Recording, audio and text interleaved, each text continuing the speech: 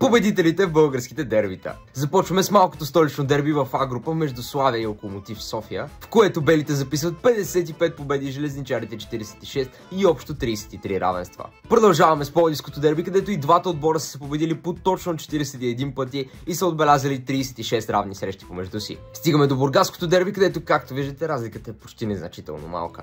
Продължаваме с варненското дерби, където Черно море имат превес с 23 победи срещу само 15 за Спартак и изумителните 15 равенства. В най-старото столично дерби очевиден победител са Левски с 77 срещу само 31 победи за Славия и общо 46 равенства. В дербито за Тракия пък повече победи имат Ботев Пловдив с 43 срещу само 39 за Берое, а равенствата между двата отбора се равняват на 30. И за финал оставих вечното дерби в А група между Левски и ЦСКА. Армейците записват 59 победи срещу само 56 за сините, а равенствата между двата гранда са 46. Абонирайте се и споделете това с съпернически фен.